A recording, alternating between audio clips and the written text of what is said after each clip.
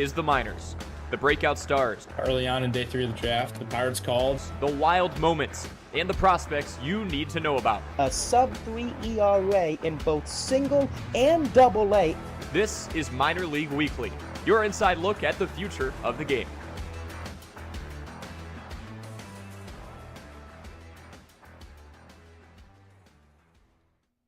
And away we go for episode number 26 of Minor League Weekly. Gonna get right into this one because a lot of you that are in the chat right now and or watching our live stream on YouTube are wondering who is going to get the $450 bat courtesy of our friends from Just Bats. I will give a quick preview of what our slate looks like today. We're doing this giveaway front and center because I know a lot of you are in here waiting for this. Best ballparks in minor league baseball will be after that. Risers, fallers, NCAA favorites, and most of those turning in on the opposite end of upsets. So we'll go over that and even look ahead to some of the regional final games that have not started quite yet, including a local tie for 2/3 of us who are originally from Wisconsin. I'm Cory Sparks, joined by Sam Strash in the middle there. Sam, how you doing? Great. Got Hoagie here alongside me again tonight. I was showing you guys pre-show, but he did sit in some paint today, so he's got a nice little paint job on his fur that I got to figure out how to get off him. But other than that, you know, we're on the up and up. Back on the show again. Feels great to be back here after, you know, taking a couple weeks off again. I'll try to be more consistent as we keep going, but you know, life throws you lemons, right? Exactly. It's good to have you here, Sam. And then we got Jacob here as well, sporting the Fightin' Phil's hat, which I'm obviously a huge fan of. How are you, man? Doing great. Yeah, getting to come out. I know we talked about last week's show, getting to come out to the ballpark, First Energy Stadium there in Reading. Final game, Harrisburg, putting on a power display in the final few games of that series. Was great to be at the ballpark. Again, super huge thanks to Cory, Jake Starr as well. The shout out with the Fightin' Phils, getting to be there for the final 2 days. Getting to see the GOAT, Joey Chestnut as well, down in some hot dogs on Saturday. It was a lot of fun. Yeah, he chugged down 10 hot dogs in a minute 23, which just doesn't compute with my brain, but it was very impressive. We're going to get right into this. We have a Drop 3 BB Core Hype Fire, which you can see on the YouTube screen right now. An exact replica of this is going to go to one of you. You can tweak the specs, so like this is a 33-inch, 30-ounce Drop 3. You can tweak it down to like 32, 31, 30, or even pinch it up. So it's not a one-size-fits-all. You can actually tweak that once we select the winner, which we are going to do right now. Super excited. Thank you to our friends at Just Bats for making this thing happen. All the names here have done all the steps. So if you did comment or you did sign up for the rewards and you don't see your name on here, unfortunately, you probably didn't check off all the boxes. We did a thorough check with our buddy Ben over at justbats.com, and this is everybody who did everything that we asked to enter.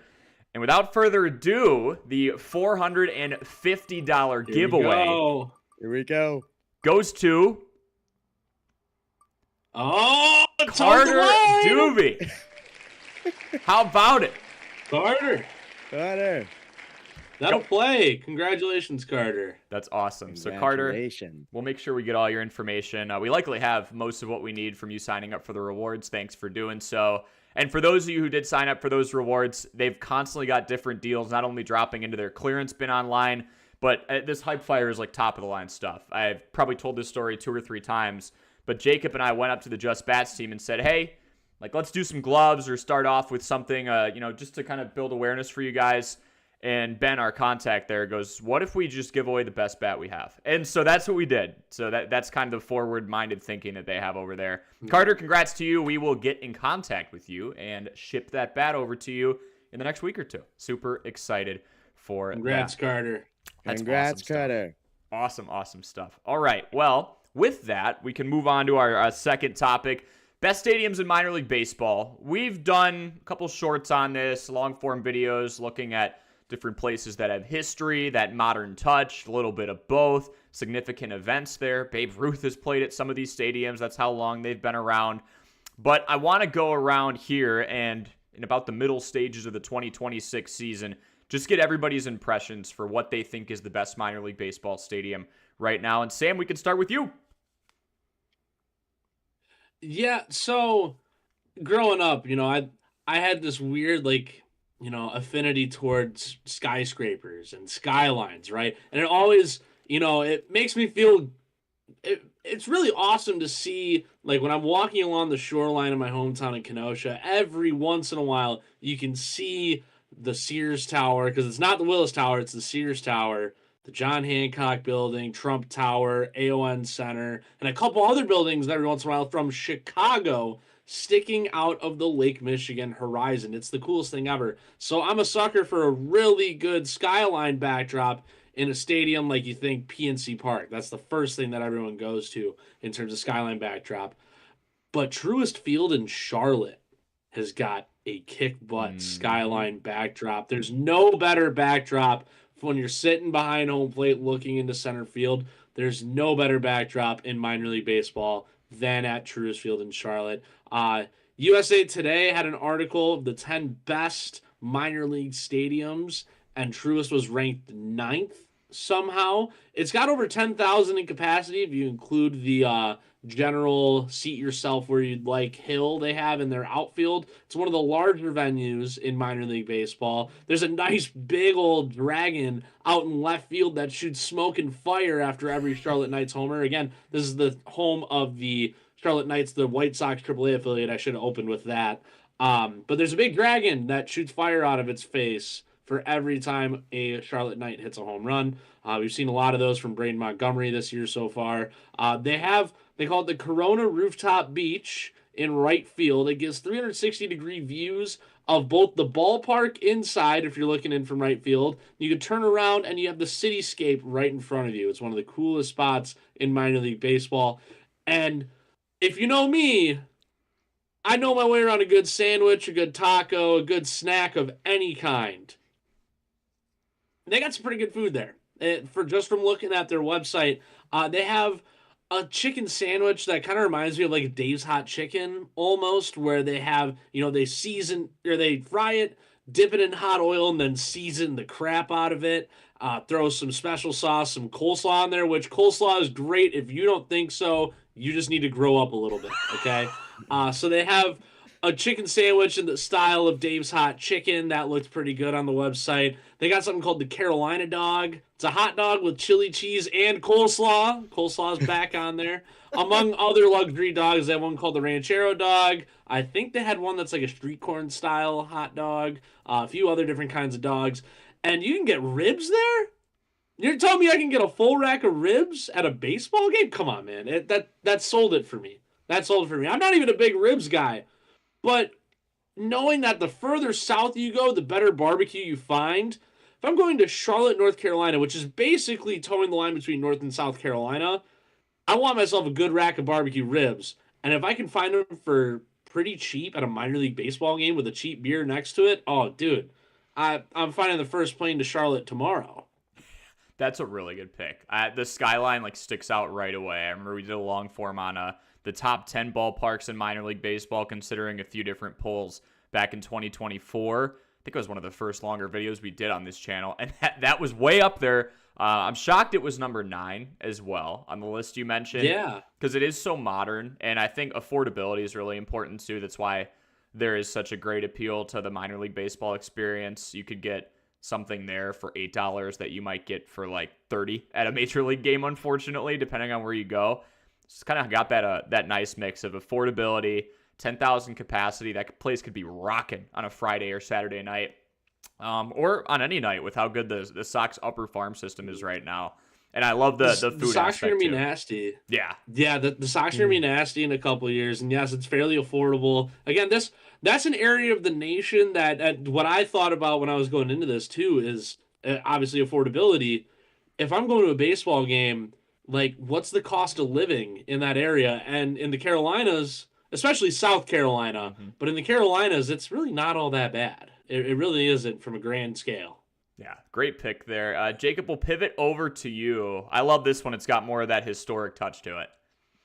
Yeah, I'm sticking right in this White Sox organization. Do the White Sox organization minor leagues, do they have the best stadiums? That's great too with the nights there with the food. I'd be at the concession stand, all of them trying out the Hmm. food as well. I'm gonna go with Regions Field, and I'm gonna loop in Rickwood Field as well with the Birmingham Barons. One of my favorite. I got to take an awesome class in college, baseball and American history, kind of coinciding Ooh. baseball, the growth of baseball with kind of historical events and how they tie together. So history with baseball is really, you can't find it anywhere else than Rickwood Field and Regions Field. The combination of the Negro Leagues and the games that they've been playing in recent years, paying tribute, the Birmingham Barons being one of the teams that have played in these games. Rickwood Field, which has been around in place since 1910, and for Regions Field specifically, the one that the Barons play at consistently there in Birmingham, was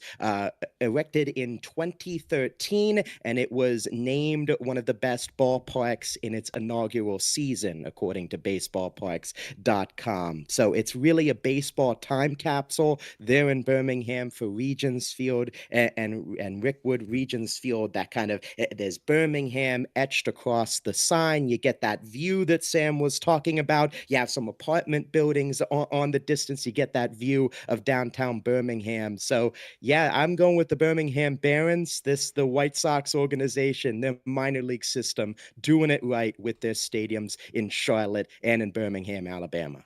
That's an awesome pick. I think anytime you feel like you're kind of time traveling when you go to a place, they're usually doing something right. Where, it's good and all to make sure you have up-to-date bathrooms and a really good jumbotron and all these other amenities, a good beer porch, right?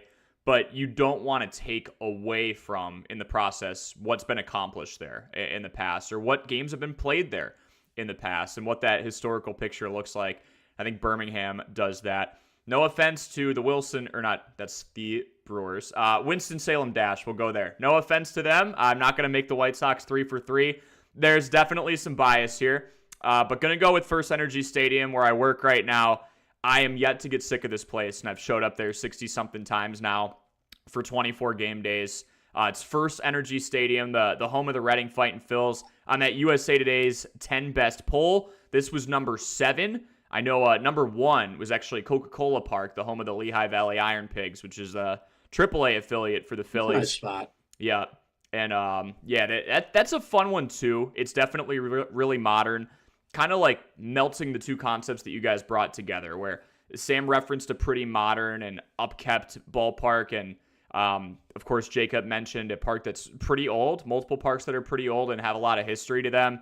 First Energy's been around. The Fightin' Phils have been an affiliate for the Phillies for 60 years, and they're tied with the Lakeland Flying Tigers for the team with the same affiliation for the longest period of time. You got to go back to 1967, of course. But just to kind of go around the ballpark, there is a Hall of Fame. I was just showing Jacob this a couple days ago. There's Hall of Fame murals up the left side that are printed into the old style brick. So you have guys like Ricky Henderson that have been there. Sutcliffe has been there. Over 10% of all Hall of Famers in baseball played a minor league game at this place at some point, and they pretty much pay tribute to every single one of them. Trophy cases loaded with a mitt from the 1950s, trophies from the 1950s before they got their affiliation, and after that too.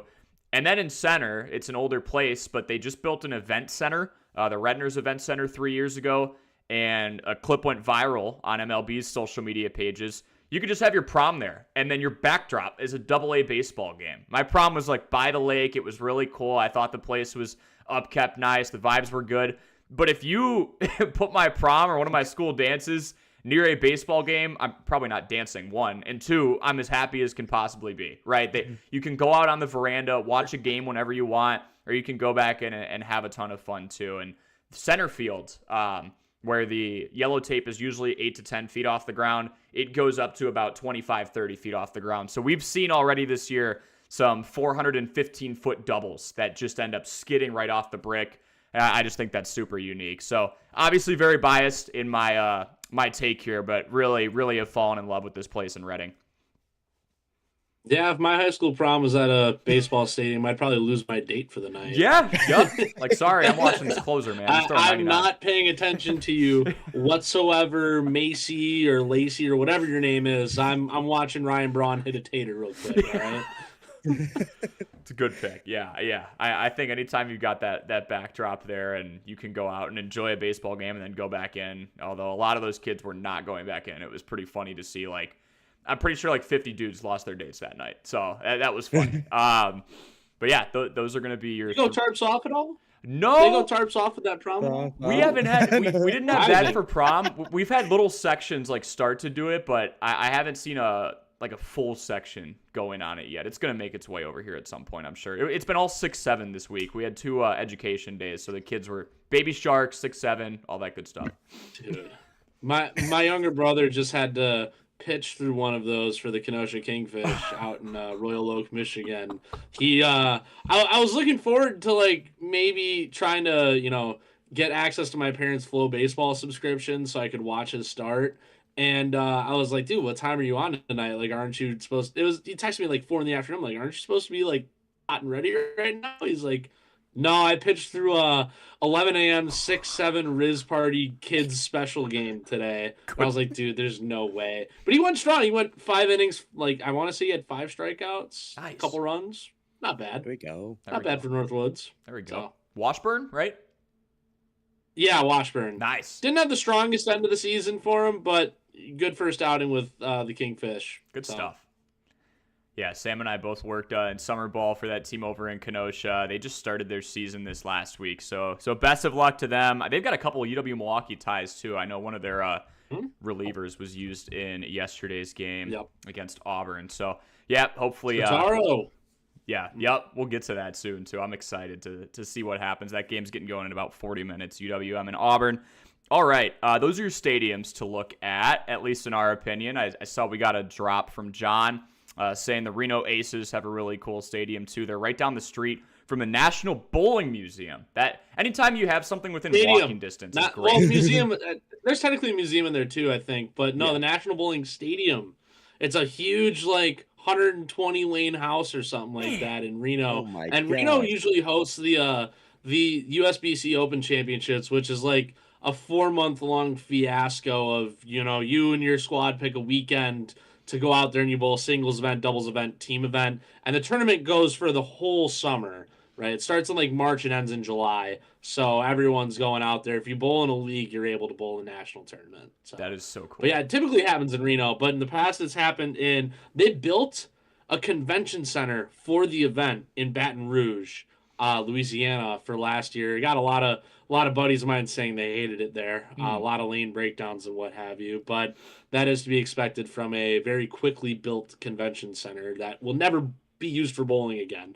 Next year it's in Myrtle Beach, South Carolina, I believe. Okay. And then it goes, or no, next year's Vegas, and then it goes back to Myrtle Beach. So they've been moving the location around a lot. But the National Bowling Stadium was the longtime host of the USBC Open Championships, and it still gets it. This year, it's out in Reno, so it still gets it every couple of years. It's like how the Super Bowl has to go to New Orleans once every 7 years because of contract obligations. Basically the same thing. Same principle here. Yeah. Okay, so that's still pretty much home base for them. Bowling Stadium, that's my bad. John said there's a museum somewhere near there as well. That's super cool. Yeah, the Louisville bats came to mind because you could literally just walk across town and go and watch how those bats are made for modern day players right now, and then they sign them and everything at the end. So, yeah, I think anytime you have a good surrounding area, pretty good sign of a good stadium too. You got a solid backdrop there too. Yeah. With the I think it's the Jefferson Memorial Bridge is what it's called. Going between Kentucky and Indiana, you got the Ohio River right there. But I think they missed an opportunity to turn the stadium 180 degrees and you'd have the nice big skyline backdrop. True. That's just me, though. That's just me. They could flip it. They Just could. pick it up and move it somewhere else. Pick it up. Feel 500, 600 guys on there. Everyone gets a little piece of the concrete and you just pick it up and turn. Yeah, you don't have I to think that turn could it. work. Exactly. We should draw up the logistics on that one. Yeah. Just put it on a dolly and whip it around. All right, that goes that for we got a little honorable mention there. The stadiums to look out for in minor league baseball this year. We'll go on over to Risers. I'll kick us off here, guys, with I brought him up about a month ago when I was really impressed to see that the former LSU arm Cade Anderson was making his professional debut in Double-A, to where I went, whoa! I know Liam Doyle was doing something pretty similar too. That's quite the jump. Sometimes these guys will start in the DSL or the Complex League or Low A or High A. Cade Anderson starts 2 steps removed from being a major leaguer. He was the Mariners' first-round pick last year. He starts his pro career here. He is 4-0 in Double-A with a 143 earned run average, 67 strikeouts, of course, to 7 walks. That's almost a 10-to-1 strikeout ratio for the former Tigers arm. I just mentioned he got drafted last July in the first round. Don't be shocked, especially with how the Mariners' rotational health has been over the course of the last year, if he's in the majors this July. It could be one of those quick riser situations like another former LSU arm in Paul Skeens. Southpaw, mid-90s fastball, remarkable command of his pitches. I mean, he's walked 7 guys all year, and we are in June. This is a potential frontline starter, even in Seattle's rotation with how many different moving pieces they have. I'll go close to home again with Gage Wood just because I had boots on the ground for his home debut at the Double-A level. He's the top pitching prospect in the Phillies system, and he looks like it. Phillies are being really cautious with his innings. 2 years ago, this is a injury-prone reliever with the Arkansas Razorbacks. Last year, he throws a 19 strikeout no-hitter around this time of the year in the College World Series for those Razorbacks. His draft stock skyrockets. The Phillies nab him in the later stages of the first round. He has never thrown more than 40 1/3 innings pitched. With that in mind, I watched this guy start the game off at 95 miles an hour, and as he gets to his 4th inning, 96, 97, 98, and one of the first pitches he throws in the 4th is a career best he confirmed after the game, 99 miles an hour. His off-speed stuff was missing a lot of bats too, and then he went on record to say that he feels more and more comfortable as the game goes on. Sometimes with these hard throwers, you get worried. Do they have the endurance to keep their velocity up over 4, 5, 6 innings? With him, it seems like he gets incrementally better as far as he gets into the game. So, huge shout out to him. I think this is a starter. I know a lot of people are wondering if someone with such a small sample size at his age, older college player, can crack a rotation. I personally think he's shown every bit of the ability to do so. Jonah Cox is my 3rd one. He just skipped AAA entirely mid-season. He was hitting 400 with 6 homers and 35 runs batted in for the Richmond Flying Squirrels.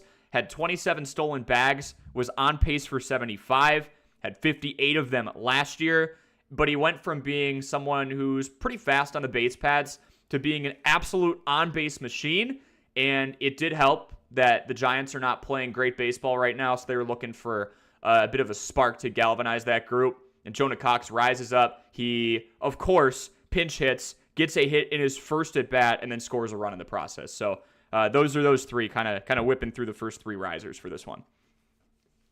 Yeah, that's interesting. You mentioned Cox, just kind of adding on to him. Looking at the stats, the Eastern leagues RBI average leaders. He's one of the top, like 4 of the top 10 guys. They're either in AAA now or in the majors, all batting over 380, 400. Just incredible. I mean, the Giants need some more young guys that can come up and play at a high level. The way things are going with Eldridge and Rodriguez, love those picks, Coy, with the risers. I'll just pick it up from there. I'll go, of course, we'll dive into some college action here coming up in a few segments here, but I'm going to go with a player's spotlight with Jaren Advikakula. The Georgia Tech second baseman has really become one of the best contact bats in the country, and really an unsung hero when you look at the other names on this team of Drew Burris and Von Lackey, 2 top 5 picks right now, but it's been the second baseman who's been a stud in the middle of the lineup. The Cal transfer casually batted over 325 in back-to-back years. That's 109 ball games with north of an 862 OPS in both of those seasons. A whole new level transferring to Atlanta, Georgia with the Yellow Jackets. 430 average, second in the country, the highest on his team of those other top draft choices. 1127 OPS. Yes, 30 walks to 16 strikeouts. 16 strikeouts in 251 at-bats. That is a 6.3% strikeout rate. Luis Ariz in the bigs, 3.7. Nico Horner, 7.4. Of course, college to the majors, but just insane what Jaron is doing. He's a junior. He's right now ranked as the number 42 player per MLB.com on the draft board. But I mean, right now, the team, or we might get into it a little bit later, their faultiness, their loss in the regional. But he is a guy that I could see a team at the end of that first round, early second. We're taking this guy to be a top of the lineup, get on base machine, and put him over there at second base for the future. And Love that pick. Absolutely. Yeah. Love that pick. I wanted to tail off before we keep going with you, Jacob. I wanted to tail off with what Cory was saying about Kate Anderson. And I can say the same here about Jaron Advincula. We're going to see a lot more, I feel, at least in the next few years, of these guys that get drafted out of college. And they've been in college a few years, right? Like, 3 to sometimes 4 years for a few of these guys. And they're just going to skyrocket through the minors right away. Not because the team needs them at the major league level right away. Some of them might be like that. We might get a couple of those guys, but some of these dudes are going to skyrocket through the minor leagues because they're just that good. And Advincula feels like a guy who's going to be very underrated going into this draft because it is a very deep draft. I mean, you look at some of these top names, obviously with Rock and Grady Emerson, Von Lackey, Jackson Flora, you talked about him a couple weeks ago, Drew Burris, like you mentioned, Justin LeBron. I mean, there's a chance that a couple of these guys might debut in 2027, assuming there's a season, 2028. Like, we're going to keep seeing these college guys get steamrolled right to the big leagues a lot more often than in previous seasons, I feel. Yeah, that's a great point. And even just piggybacking off that, right, like Gage Wood, the other guy I mentioned, president of baseball operations for the Phillies, and Dave Dombrowski, he visited First Energy Stadium for Gage's home debut. And my broadcast partner and Jake, he went over and interviewed him and said, so why skip high A? He went straight from low A to double A. And he goes, this kid was playing for the Arkansas Razorbacks, and he has a fastball that can touch 98, 99. We don't need to see him do that in high A. Save the bullets. Let him do that in the upper levels of the minors. So these guys who are in the SEC or other dominant conferences that are high level, by all intents and purposes, they already played in low A. A lot. That's around what it seems to be the same. SEC baseball seems to be around the equivalent to a lower level minor league baseball team because those teams are just so loaded. Exactly. And another guy, go to my second riser here. Gonna go to Braden Montgomery for the Chicago White Sox, so one of the top prospects who we've talked about on the show before. We've talked about back in the spring when we were talking about spring training, spring breakout. Been on this horse for Braden Montgomery if he could be on that promotion, and I think he's one of those names you look at as another promotion. The next up, looking at the prospect list with the names reshuffling in the top 100. Started the month of May, just kind of taking a smaller sample size here. Started in AA, then promoted to AAA and went nuclear this past week against Jacksonville, the Jumbo Shrimp.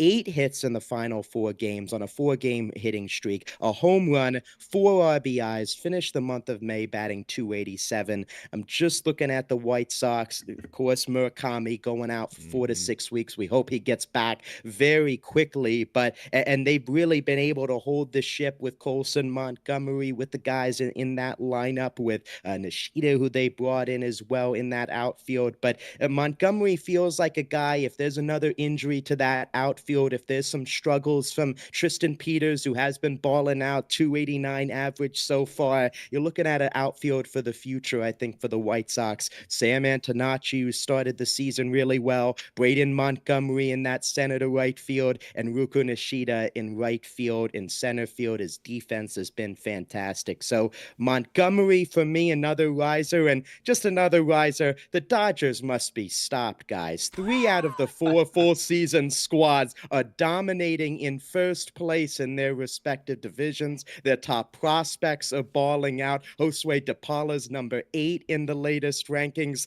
Put in the cap, Rob. Stop it. Even though it doesn't impact it at all, put it in. It's time. No, and James Tibbs just ended his I think it was like a 3-week homerless spell. He hit a bomb the other night. So he's back and rolling. Eduardo Quintero, everything I read about Eduardo Quintero is he's going to be like the next Aaron Judge, just a few inches shorter. Like this guy can play center field. He's got the big frame, and he's got like 50 homer potential because his swing is just so flawless. Yeah, the salary cap at the end of the day won't really affect them all too much. They're going to be loaded for quite some time.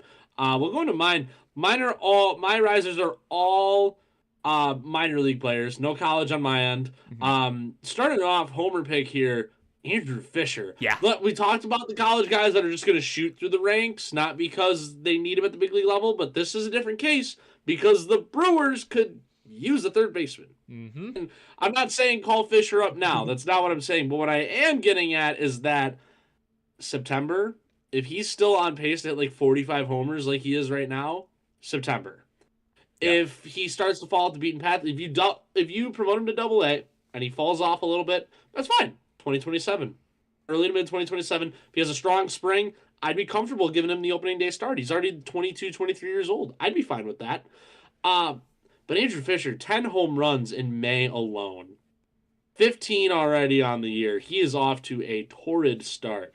That's, again, like I just pulled out with 45 homers. He's pacing 45 over a complete high A season, which is 132 games. He might be pushing 50 over a 162 game spread. And currently in his 44 games, he has those 15 homers, but he also has a 635 slug and a 411 on base. This guy draws walks, and when he swings with fury. It reminds me, and I didn't quite see it at first coming out of Tennessee. It looked a little more uppercutty than this guy, but he's got the Bryce Harper look to his swing. It's aggressive, but he is so smooth with it and so fluid with it that the aggression on it does not matter. It's not going all over the place like, for example, Tyler Black. Tyler Black is another current Brewers prospect, I should say, though he may have graduated prospect status already. I'm not entirely sure. But he has a lot of action, especially in his load-up, and it's super quick to the ball, but it's forced. It feels forced with Tyler Black. It doesn't feel forced with Andrew Fisher. This is flawless. This is fluid. This is smooth. It's one movement. I love the swing. 1036 OPS, 44 hits, 9 doubles. He's going to have maybe a 30-30 season for doubles and homers across high A, double A, and dare I suggest triple A, right? The only thing holding him back right now is the glove. And technically speed too, but considering he's a third baseman DH, he don't really need to be fast. He just needs to have a better glove. And the glove right now, not the greatest, but that's something that could definitely be worked on. I think that's really the only thing that's preventing him from getting called up to Double-A right now is that they want to see the glove improve. I think they should just do it. They really should. There's an opening there at third. He needs to go take it so that Luis Pena can start playing around the field a little bit more. Andrew Fisher, he's one of these guys that got drafted last year in 2025, the Brewers' first-round pick, and he's skyrocketing already. Every single one of those teams is loaded. Like Cooper Pratt's up there in Nashville starting to figure it out on the offensive end. I don't even need to bring up Biloxi and what they have going on with Jesus Medei. He continues to drop jaws. And then with Pena just coming back from not too long ago, I believe he passed out, and luckily he's all right. Coming back after a couple of weeks. Exhaustion. Yep. Yeah. We had quite a bit of a heat spell. I feel like just in the upper end of the United States in general. He's back and looks better than ever. And then Andrew Fisher's on that team too. I know we were talking about like trade hypotheticals, Scooble's name is getting tossed around. But Sam, you being a Brewers fan, I'll toss this back to you. In terms of prospects that are untouchable, like Jesus Medei comes to mind. And then because of the need on the hot corner, I don't know, am I crazy for saying Tyler Fisher might be second in that list? Andrew Fisher. Fisher, yeah. In terms of big league readiness, mayhap, possibly. I just think in terms of overall potential, Luis Pena can play he can play 6 different positions, really. He hasn't really tested his hand much in center field, but he has the speed and a solid enough glove to be capable of being a center fielder. Just the arm's not amazing, but again, this is a guy who's going to be like the most super utility player there ever was. He's going to be in the lineup 150 games because he plays 5 different positions and he plays them all at the top of the game. I wouldn't really move Fisher above Pena quite yet in my own personal rankings, but I'd move him above Jet Williams, Yeah. who's having a phenomenal year at AAA. I would move him. I think there's just a much higher ceiling on Andrew Fisher than there is with Williams. The Williams is in that same category as a guy like Luis Pena, where he has the potential to play 120, 130 games simply because he can play 5 different positions. So I don't know. They're all just so dang good that it outside of Madej being the clear-cut number 1, it's a crapshoot for number 2, but a good crapshoot for number 2. Let's go to speaking of number 2, my second riser, Red Sox outfielder Justin Gonzalez. And the power is really starting to come around for Justin Gonzalez. He's another guy who is Aaron Judge-esque in terms of his physical build. He just entered the MLB.com top 100 prospects list. I think he's 94 right now, 93, 94. He's in that 91 to 100 range. But like I said, the power's starting to come around. He's already got a career high 7 homers this year, going along with 8 doubles and 2 triples. This guy isn't very fast. He's about an average runner simply because of his height and his stride. But he's got 2 triples and a 480 slug. So Justin Gonzalez, this is a guy that when I did the Red Sox farm feature that I've had my eyes on for quite a while now. And I'm glad to see that the Red Sox are getting a little bit better development out of Justin Gonzalez because he was such a low floor, high ceiling kind of guy when he signed. And he started out really hot. Then last year when he got promoted to high A Greenville, the floor just fell out beneath him. So he's really started to become acclimated to that high A pitching. I wouldn't be surprised to see him promoted to Double A by year's end. I like him more as a corner outfielder. There's a dilemma here. Because of his size and because of his lack of speed, they want to play him at first. And he did play first in his first professional year in 2024. Then they tested him out in right and in left because his arm is just so good. And they're thinking about moving him back to first. I think that hurts his development, honestly. Yeah. He might become a faller if he moves over to first base. I might be flipping him over to the other side of this segment. I mean, that's really what it comes down to, is just you don't want to waste how special of an arm Justin Gonzalez has. This is a guy that could be you don't tag up on Justin Gonzalez. We could be saying that in 5 or 6 years or so when he's 24, 25 years old and hitting 25, 30 homers a year for the Red Sox. Yeah, that's a really good take. When you look at different advanced analytics like outs above average, when you have an arm like that, you're better fit for the outfield. If someone's not tagging up on you, or you're getting a 7-2 or a 9-2 or an 8-2 put out, guess what? You're more likely to save and take runs off the board over there than you are from being at first. Maybe you have the occasional infield's playing in, 1 out, runner on third, you could throw someone out at home. But I'm with you, Sam. If you have an arm tool of that caliber, put him out there. Let him fire away. You have to. The glove will come around, and the glove's not bad, and the speed will come around too. They're worried that as he fully matures physically, that he will slow down, which science backs that up. That does happen. I don't think so. When you're a professional athlete and you eat like a professional athlete and you train like a professional athlete and you're out there playing the game every single day of your being, he might get faster. If he puts on muscle and he gets a little bit more fast twitch in those legs, he might get quicker. And with being 6'5", that's awesome. You want him to get quicker. That's great. Last riser here. This just happened this afternoon. I'm not sure if he's in the lineup tonight or if the Reds are even playing tonight. I haven't really looked into it that hard.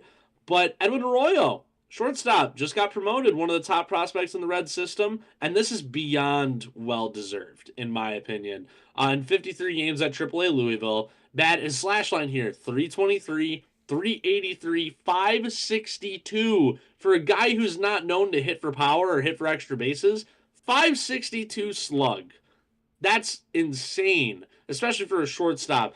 945 OPS for those keeping score at home. 70 hits on the year, 9 of them doubles, 5 triples, and 11 home runs already on the year. 34 runs batted in.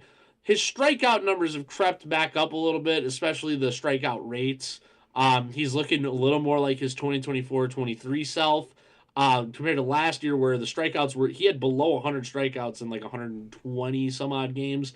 He's pacing about 100, 110. But the numbers I just provided before that, those don't lie, right?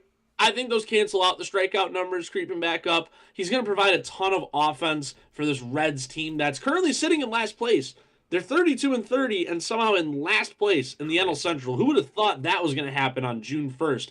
They're only a game outside of the final wild card spot. I think Edwin Arroyo is going to give this team at least 1 to 2 wins this year if he can stay hot like this. Just building off, and then I'll kick it over to you, Jacob, if you have anything on this. The strikeout numbers rising up. The Reds are playing. They're down 6-1 to the Royals in the top of the 6th.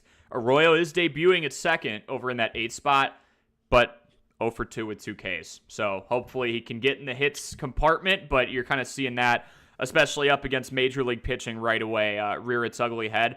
I do think it's well-deserved, though. They gave Sal Stewart baptism by fire and said, hey, you hit 3rd or 4th in our lineup every single night because we actually really need you to. We've been rough with runners in scoring position and getting on base overall. This is your team, Sal, and he handled it fine. Now he's a little more protected in that 8th spot, Arroyo. But, yeah, to your point, Sam, the strikeout rate going up a little bit. We're seeing that early on, but I'm sure he'll come around. Yeah, they are getting smoked by Luinder Avila right now and the Kansas City Royals. But, again, one game's not going to tell the story. Chris Bryant went 0 for 4 with 3 strikeouts in his Major League debut. I think he started the year like 1 for 13. He won Rookie of the Year and then MVP the next season. Fair. And then a World Series 2 years after that. So, again, anything that happens for Edwin Arroyo today, take with a grain of salt, Reds fans. This isn't permanent Edwin Arroyo, but I really like him long-term for this team. Yeah, absolutely. Yeah, super excited for him. Yeah, it's tough for the Reds tonight, missing Chase Burns when you have an NL Cy Young candidate out with illness. That might lead to some of that. He's been winning a lot of those, 2-0 games when the Reds scored just a few runs with that offense. Of course, we've had Cedric on here, the show with earlier this season, talking about Sal Stewart and his impact with this team. When you could add another talented young player like that and move him around the infield, even when Ellie gets back, maybe put one at third, one at second. Matt McLean has struggled as well. So yeah, keep adding these young talented players to this Red squad. I think they're gonna get some more offense as the season goes on. The ebbs and flows. They'll have a stretch, I think, where they'll hit the cover off the ball. Quick stat correction here. I said they were 32-30. They are 2 games above 500, but they're 30-28. I was a little ahead of myself here. So I could use them going 2-2 over the next 4 to make that accurate. You're just early. Awesome. But yeah, never wrong. Just early. Yeah. I'm glad you got that. That's awesome stuff. Those are your risers, all doing awesome things, mostly across minor league baseball. Shout out Jacob having a little college touch up there. We got guys debuting like Arroyo, like Jonah Cox the other day. Now we'll go on over to Fallers, where it's not so bright on the other side of the mountain. And speaking of mountains, we'll go to the Mile High City. He's not there yet, but I think he'll be there pretty soon, at least when he is healthy again. Ethan Holiday is out for the season with a foot fracture. This broke my heart to see. I believe this is someone who could be the cornerstone of the Colorado Rockies one day. Just like his dad made a great impact for this organization before making another stop over with the St. Louis Cardinals. This season already in low A Fresno with the Grizzlies, 9 homers, 32 RBI, and a 952 OPS this year, was turning down the strikeouts. That was a big issue for him heading into the draft and even in the cup of coffee he had in low A after he was drafted last year. He's the number 16 prospect in all of baseball, 65 grade power tool in an attribute where I feel like on that 20 to 80 grading scale, we almost never see somebody with that high of a power tool. It feels like those final 15 to 20 points are really, really protected in the power category for some pretty special talents. And he cracks that upper 15. Now he's put back a season essentially in his development. Only 19, but even at low A, he's playing up like an average of 2 or 3 years older than him. And he looked really, really comfortable through the first couple of months of the season. So just bummed for him. Obviously, the Rockies have been taking their lumps in the majors. He kind of seemed to be that beacon of hope. Like, hey, we've got Ethan Holiday coming up probably in the next 2 years. Now it might be closer to 3 just because of the fact that this year is essentially wiped out. So that sucks for him, and that unfortunately sucks for the Rockies pipeline. Oh yeah, for sure. I mean, when you have Holiday, just playing like you said the way that he is.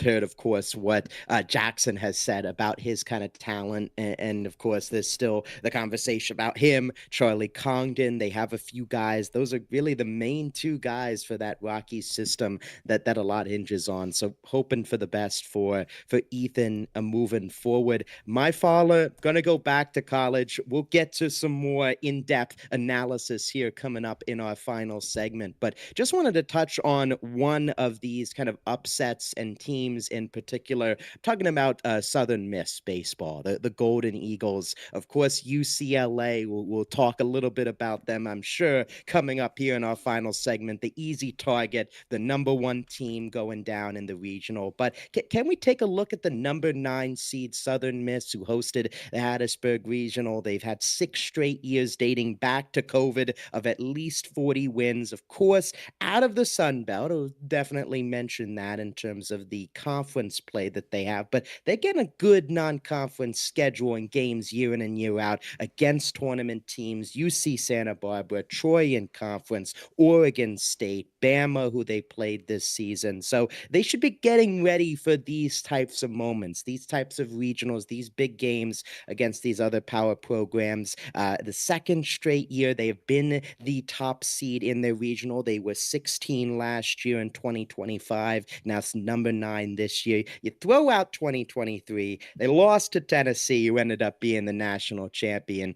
These past 2 years wasn't easy last year, but this year it had an opportunity to get out of that regional for a program that has really been building and building since they made the super regional a few years ago. Just a little disappointing for the Golden Eagles. Yeah, I think anytime you have a team that hosts a regional and then it comes time for the regional final and it's just 2 other teams playing with the team that's out background behind home plate, it's a pretty rough look. And they've had some decent sustained success over the last handful of years. So to see them not really be able to crack the seal, and again, we'll go into it in a little bit here, especially this year where after the first couple days, the tournament's just wide freaking open. Southern Miss could have been one of those teams to really run through the door and make a deep run, and they were one of the first teams out. So that's a bummer for them. Forget about what everyone thinks about the March Madness tournament. This has been one of the craziest college tournaments I think we've ever seen. And as I'm saying this, I'm currently pulling up ESPNU to watch the Milwaukee Panthers hopefully put the belt to the Auburn Tigers tonight, but we'll see. My faller, before we get into our last segment, Jesus Rodriguez of the San Francisco Giants back down with the Sacramento Rock Cats, right? River Cats, close. Yeah, the Rock Cats. River Cats. I don't know why I blanked on that. The River Cats. That was my second guess, though. But we were talking about, almost a month ago now, about a month ago, when Patrick Bailey got moved to from the Giants to the Guardians, and the Guardians demoted Bo Naylor. We thought about who might possibly fill the shoes of Patrick Bailey, and we brought up Jesus Rodriguez because he was doing so well at AA and AAA. And there was Daniel Susak as well. They just picked up Eric Haas off of free agency. There was a lot of options to go with. And Jesus Rodriguez played himself out of being one of those options, at least for the time being. Right? They're not fully giving up on him. But he is a faller. Here. He played 10 games post-trade for Patrick Bailey, or with Patrick Bailey, and went 4 for 28 in those 10. With a 476 OPS, and he already made an error behind home plate. And for those of you who don't know, if your fielding percentage behind home plate is in like the 900s to 940s, that's really bad for a catcher. That might be great for a right fielder. That might be great for like a 4th outfield right fielder, but that is very bad for a catcher. Most catchers hover between 98 to 99% fielding percentage, with a couple of them, select few, getting 1,000, and his fielding percentage was in the low 900s. Didn't even play every single game at catcher either. He was also out at second base. He was in left field. He was in right field. He didn't play every single game at catcher. And because of that, Daniel Susac and Eric Haas were able to outplay him, and they clearly outplayed him. Susac is batting close to 300 on the year. Eric Haas has been having the best season, arguably, of his career since leaving Detroit. And outside of those two, the other infielders and outfielders for the Giants bats, for as bad as their record is, the Giants bats are not the problem, guys. They really aren't. Casey Schmidt is one of those guys that's putting together a solid year. Willie Adames, outside of the strikeouts, Adames has been solid. Matt Chapman hit a 2-run homer tonight. The Brewers have since put up like 7 runs against them. But Matt Chapman opened the scoring tonight with a 2-run bomb off of Shane Drowan. Luis Arias, I mean, he's Luis Arias. He's going to be one of the best slap hitters there is in all of baseball. So, and then outside of them too, there's injuries in the outfield, but Drew Gilbert's been playing solid ball. Jung-Hoo Lee is on like an 8-game hit streak right now, batting over 300. So there's no real room for Jesus Rodriguez, and with how young he is, you don't want him to just sit and collect dust. You want him to play.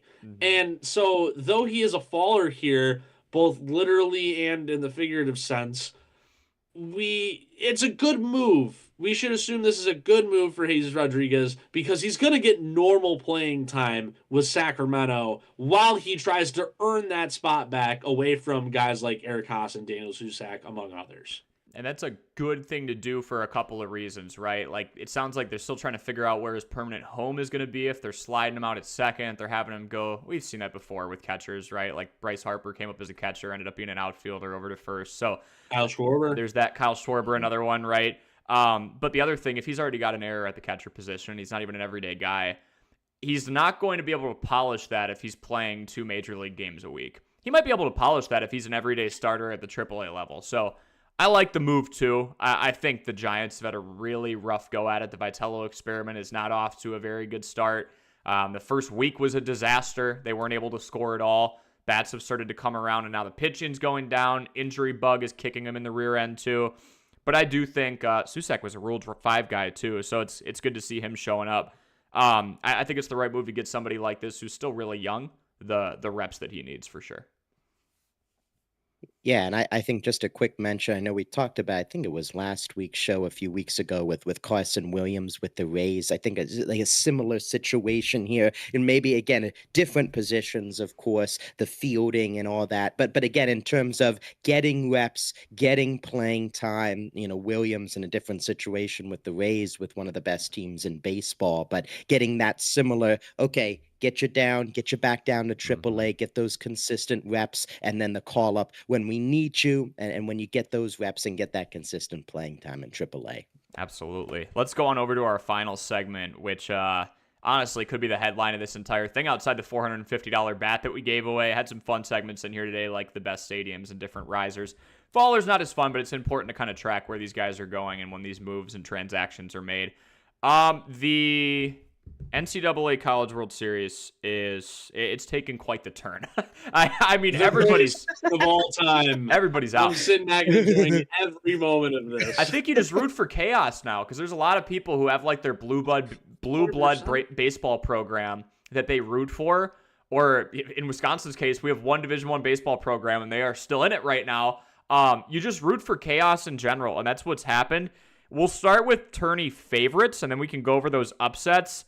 I have my Georgia Tech notes in here. Those are crumpled up and thrown in the garbage because they're out too. And I think they were the tournament favorite the moment that UCLA was out, but they're out. Both teams are out. A ton of guys who I think we're expecting to still be playing in about 2 to 3 weeks' time and actually get to Omaha were, for lack of a better term, first rounded in their own regional with the 2 losses. So I will pivot over to Alabama because why not? They were a 1 seed and they got a pretty decent draw, got out of their regional already. Not touted as a powerhouse baseball program at the start of the year. They weren't even sniffing the top 25, but a 40-win regular season and regional title later, and I think they need to be taken seriously. They've been battle-tested in the SEC. In their regional, they scored 21-7-9 against Alabama State, USC Upstate, and then Oklahoma State. Pretty good baseball program.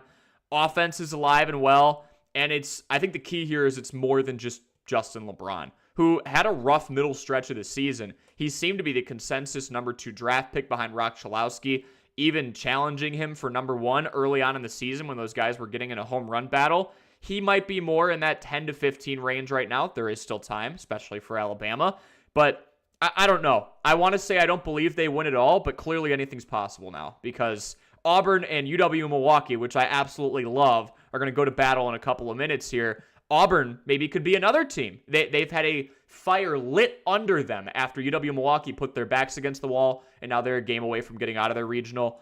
I won't steal any more thunder, though. Alabama is going to be my new pick because almost every other one seed around them is out of the horse race already. And they drew St. John's as their super regional opponent, too. So it's not a cakewalk because St. John's is hot, but that's probably who you wanted. They're the 4 seed out of that Gainesville regional. Or not Gainesville, the Tallahassee regional. Yeah. That's probably who you wanted. Because NIU, for all intents and purposes, the MAC just isn't the greatest conference, period, anymore. NIU is a solid baseball program, though they always have been. My cousin played there for a couple of years. They were a pretty good team. But Coastal was in the national championship last year. You definitely didn't want to draw Coastal. They're out. Yep. I think they would have had a harder time facing Coastal than they would have had facing Florida State. But, I mean, that's really just a 50-50 coin flip.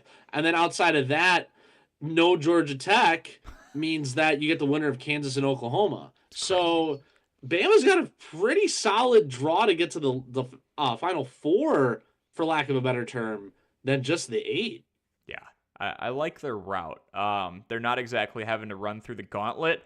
Although a lot of these teams, when they saw their regional, were like, a couple of games and we'll be out of here. And they're out of here. So who knows? But yeah, I do think on paper, Bama's path looks pretty good. They are my new favorite after about 2 to 3 days of chaos in this tournament.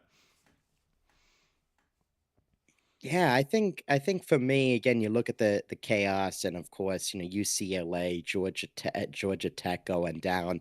For me, I'm going down. It's between 2 teams right now, but I'm gonna go down to the Tar Heels. Gonna go down to UNC, North Carolina. Of course, the odd a regional host dominating their field in terms of their victories. They were able to handle business against VCU and ECU, kind of getting that better draw, not having to face off against Tennessee. They went out as well, balanced up and down the lineup. What I've been seeing from them, their pitching has come to play at the start, and like their lineup. And a shout out to Macon Winslow, a guy that got to call some of his action a few years ago in some summer ball. He's in the middle of that lineup as a catcher, DH, with some pop. So right now, for me, I'm looking at North Carolina. They are awaiting the winner of the College Station, Texas A&M, and the USC Trojans. That's not going to be easy, but I like the momentum that UNC is building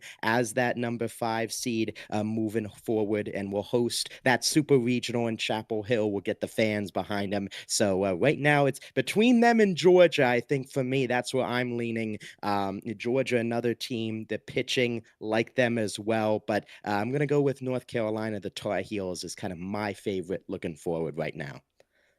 I'm pretty sure Florida just lost to Troy. So I believe Troy will be facing Little Rock to go to the College World Series. The Trojan battle rules. College baseball rules. Dude, Come on. This is amazing. Like, NIL has been very prevalent the last few years. It's made a lot of advances, and in certain sports, it has allowed the Blue Bloods to come back and just dominate, and we get worried in like the basketball tournament, are we going to see a 15 or 16 seed overcome that again?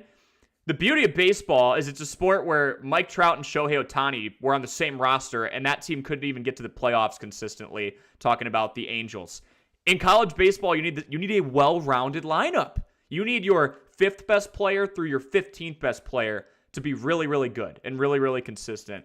And that's, I guess, what Little Rock and Troy have on their hands right now. That is awesome. 10-2, and that's not even a close game. They spanked them. Yeah, they spanked them. 10-2, man. Dude, it ended up being 10-2. Oh my gosh, that's insane, man. Yeah, they smoked them. And it was 10-2 in like the 7th inning too. It wasn't like 10-2 at the end of the game. They had them beat through 7 innings. And funny enough, I was just about to suggest that the winner of the College World Series was going to come from the left side of the bracket. Now I don't know. Now I don't know. Because I felt like Florida was going to have their way with Little Rock, and they were going to have their way with whoever came out of the crapshoot that is West Virginia versus Cal Poly, or Kentucky versus whoever's playing Cal Poly was going to get smoked by Florida, right? Like that. I thought it was going to be Florida, UNC, Ole Miss, and my champion right now, as much as I would love to watch Milwaukee win tonight, Auburn, you can't measure what Auburn's got lit under them right now, right? The revenge factor is real. They got smoked by Milwaukee on their home turf to open the college baseball tournament. And last night after dark, they put the beat down on them 8-1. And Auburn has, I'd argue, the best pitching staff in all of the land.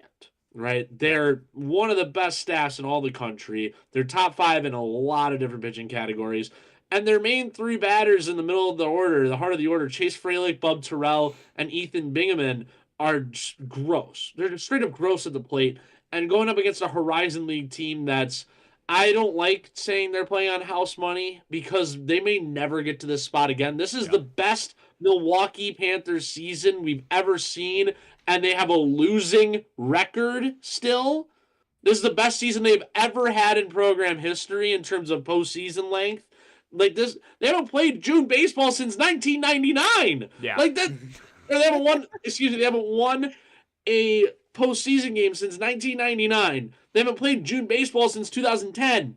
And before that, it was 2002 and 99. And I don't think they ever played June baseball before 99. So house money.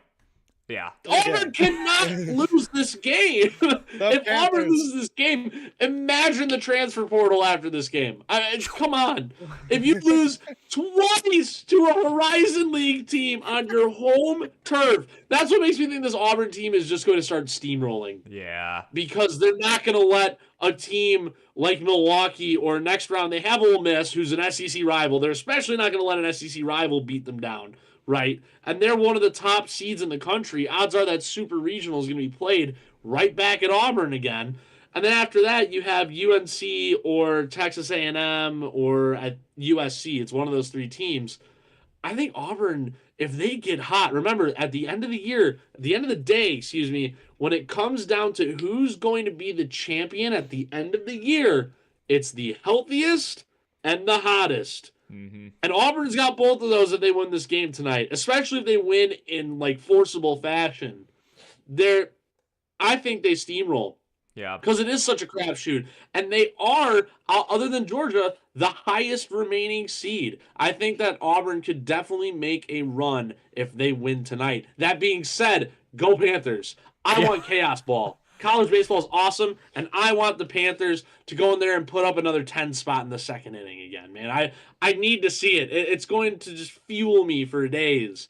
Wisconsin finally has a good baseball program somewhere again that's Division I, and we're watching it in front of our own. We're watching with our own 2 eyes right now. This is awesome. I want it to keep going. I'm on the bandwagon. I'm fully on the Panthers bandwagon. I love it. But I was telling Jacob a couple days ago, right after they pulled the stunner off against Auburn the first time, we'll see if they can do it again tonight.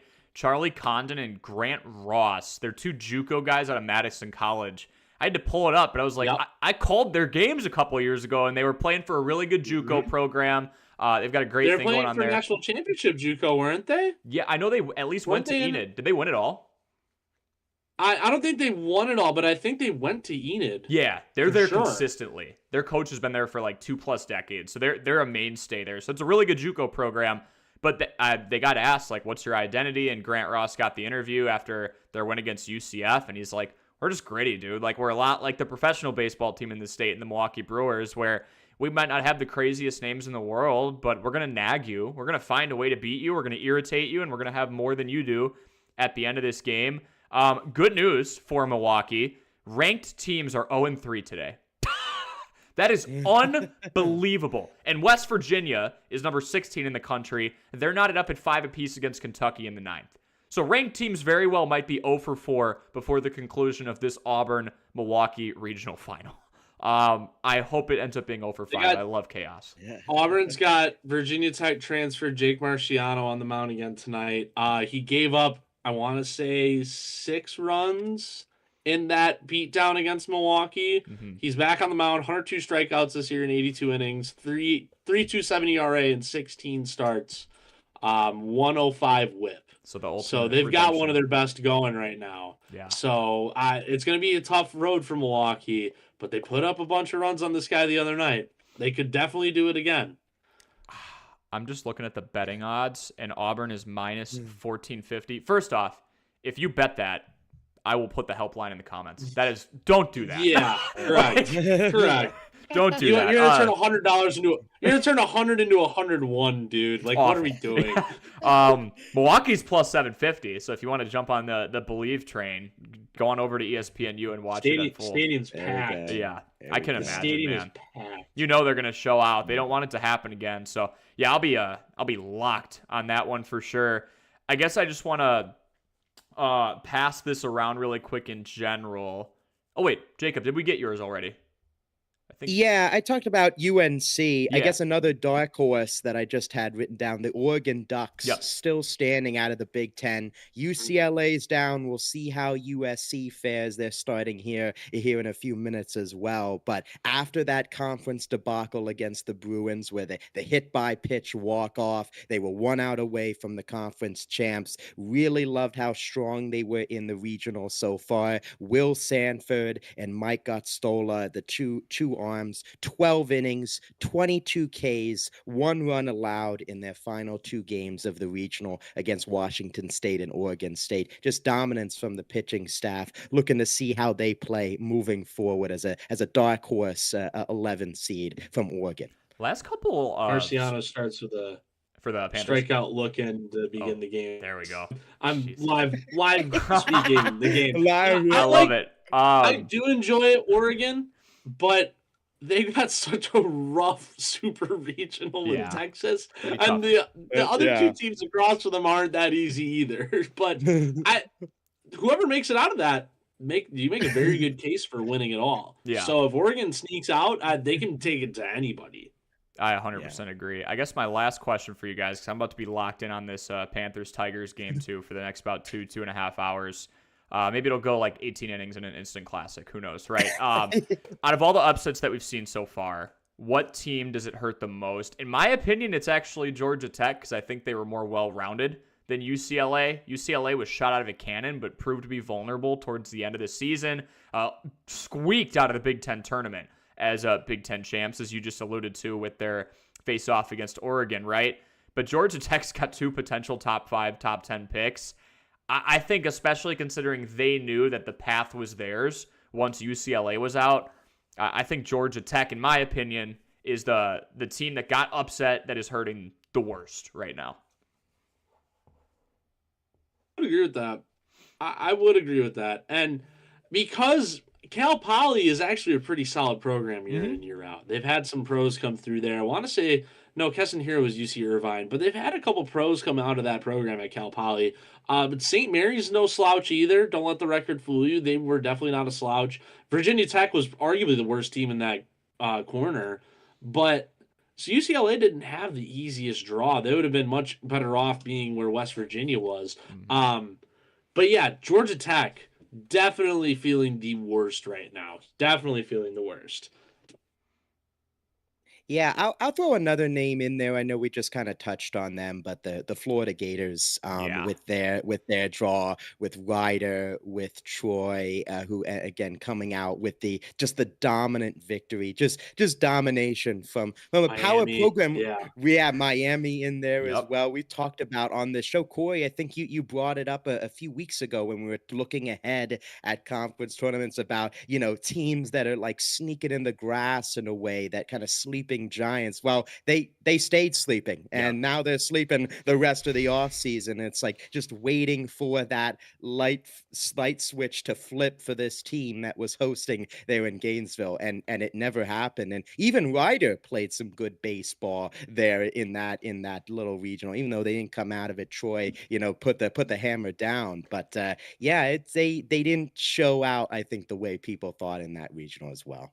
Yeah, like at the start of the year, I looked at them on paper and saw, like, if you have one of the best pitchers in college baseball, which I tabbed Liam Peterson that. He was on a lot of draft boards coming into the season. Felt like you had a shot, and really slow start. They were flirting with being out of the top 25, in and out of it for a bit. And I just assumed, kind of like it happened with a few of these other programs, they were going to snap out of it at some point. And they just never did. Like, they sleptwalked into their regional and ran into Troy. And Troy put up like 16 runs on them the other day. It's unbelievable what they've been able to do. So, yeah, I think Florida's definitely up there. A lot of these Tennessee, I know Tennessee isn't having their best year, but they got in the dance.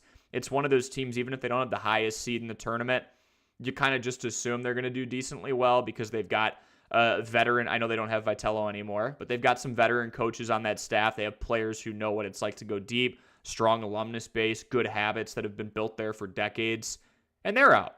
Everybody's out. LSU isn't even in this thing. That's how crazy this entire tournament's been. Vandy too, so LSU, Vandy, Vanderbilt, Louisville. Yep. Yeah. I don't think Louisville didn't make it, did they? I don't believe so. I think they were on the outside looking. They did not. Yeah, Zion Rose was tabbed one of Jacob. I think it was you that tabbed him as one of the key names to watch this year, and he had himself a great year, but the rest of Louisville didn't. Like this is, it's insane just how crazy this year's tournament is. Like, I feel like, I've tried my hardest to watch college baseball year in and year out, at least watch the College World Series. I watched big when the Paul Skeens, Dylan Cruz LSU team won it all in 2023. I really got into it that year. But this year, I feel like, is going to be remembered as being the most wild and wicked College World Series we've ever seen. Yeah, I agree with that. I mean, you have the biggest name in the sport at that level in Rock Chalowski. He's out already. Like, there were a lot of different reasons to watch this tournament, and I think it took a turn that still has us watching that we just didn't expect, and that's Troy could win it all, right? Little Rock could win it all. Yep. That is not out of the realm of possibility after the first couple of games. So, yeah, super cool stuff as Milwaukee gets an out on Auburn right away. Good stuff.